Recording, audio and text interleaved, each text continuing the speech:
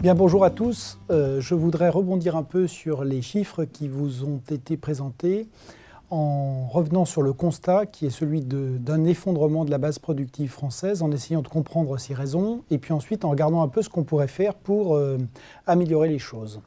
Donc les chiffres qui ont été présentés sont extrêmement spectaculaires et ils renvoient à une réalité très rude, c'est que donc, notre pays connaît un déclin économique et social accéléré. Et il y a trois grandes caractéristiques: le surendettement, le chômage structurel depuis les années 70 et évidemment l'effondrement du système productif. Je rappelle que dans notre PIB, il reste 44% de production marchande, ce qui est évidemment extrêmement insuffisant, et les 56% de dépenses publiques sont maintenant le record du monde développé.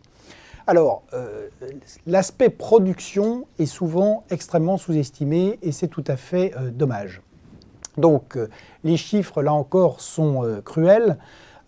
Il faut rappeler qu'à l'intérieur même de la zone euro, et ça c'est quand même très important parce que ça montre que l'euro n'est pas le seul responsable, donc la France faisait 18% des exportations en 1990, elle en faisait 16% en 2000, elle en fait 12% aujourd'hui. C'est tout à fait spectaculaire. Quand on prend l'emploi, par exemple l'emploi industriel, c'est 2 millions d'emplois en moins en 20 ans. Et surtout, ce qui m'apparaît très important, et c'est peut-être là qu'on peut rajouter les choses, c'est de regarder le tissu d'entreprise qui se trouve derrière ce déclin de la base productive française. Donc, il reste en France 185 groupes de plus de 5000 salariés. Ce sont eux qui font pratiquement le gros de l'exportation. Et c'est par eux aujourd'hui que la France existe dans la mondialisation.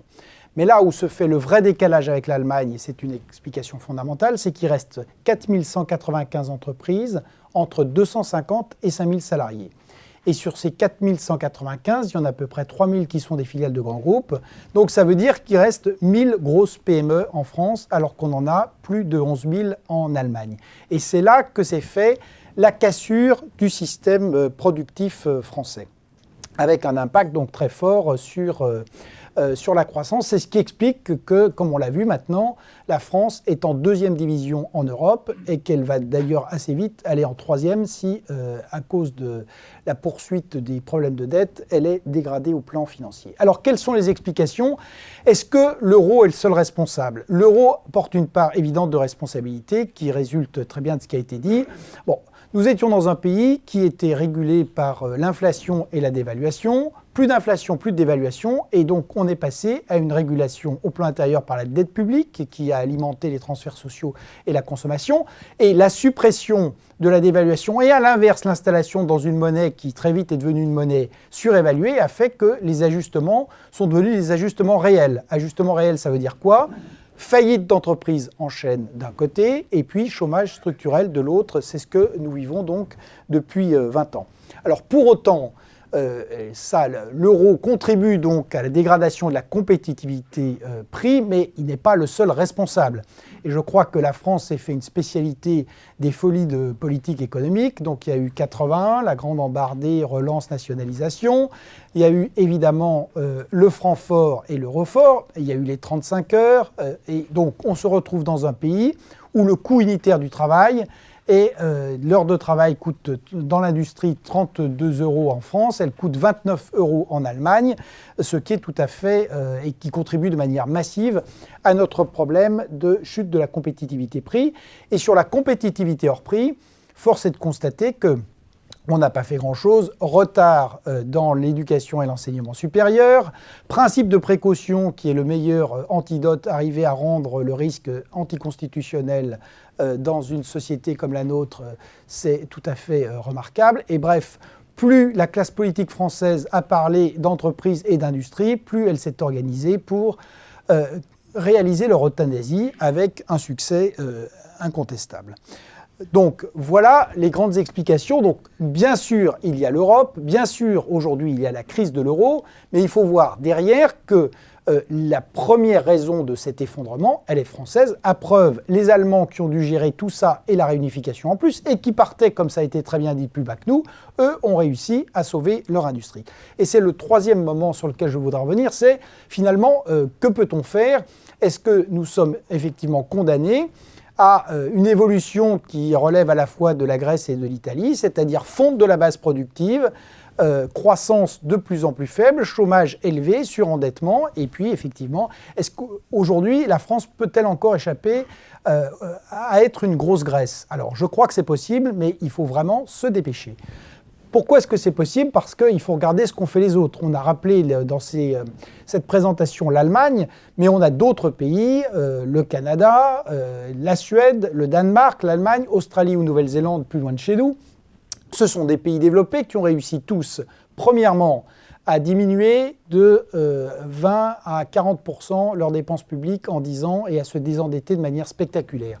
Deuxièmement, à retrouver la compétitivité dans la mondialisation. Troisièmement, à préserver leur protection sociale et un haut niveau de solidarité. C'est bien la marque que c'est possible. Alors simplement, si on veut faire ça, il faut éviter, on peut peut-être s'indigner de l'état de notre pays, mais c'est certainement pas en allant ranimer le programme du CNR de 1944, c'est-à-dire en faisant le grand bond en arrière de 60 ans, ou en démondialisant qu'on va arriver à sortir de nos difficultés. Il faut d'abord se situer dans le monde réel, qui est le monde de la mondialisation, le monde du XXIe siècle, et essayer de se projeter dans l'avenir et non pas dans le passé. Alors qu'est-ce qu'on peut faire? Je crois que les Allemands nous l'ont bien montré. La première chose, c'est de travailler sur les coûts. Donc le coût du travail, je rappelle que les charges en France sont de 31% de la valeur ajoutée contre 21% en Allemagne. Il faut maîtriser les dépenses publiques, il faut maîtriser la course folle des dépenses sociales et il faut baisser les charges des entreprises.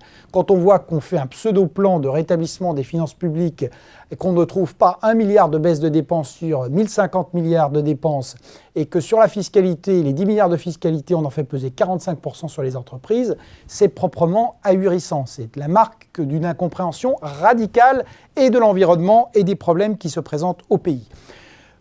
Problème du capital aussi, le coût du capital. Il faut bien voir qu'en France, avec les difficultés du système bancaire, il va y avoir un problème de ressources majeures pour les entreprises. Et ça, il va falloir y réfléchir de manière extrêmement sérieuse. On a un problème de coût du travail, on a un problème de quantité et de coût du capital. Et puis, il y a tout le travail à faire sur la compétitivité structurelle, l'enseignement. Tant qu'on a 161 000 jeunes qui sortent sans savoir ni lire, ni écrire, ni compter chaque année du système scolaire, eh bien forcément, ça se paie et lourdement. Il y a donc le capital, l'orientation de l'épargne, non pas uniquement vers des usages improductifs, mais vers les usages productifs. Il y a évidemment l'innovation, la recherche, le développement, ce que montre la Suède qui a réussi maintenant à consacrer plus de 4% de son PIB chaque année à la recherche et au développement. Donc vous voyez qu'il n'y a pas de désindustrialisation fatale, mais il faut simplement arrêter de faire des erreurs.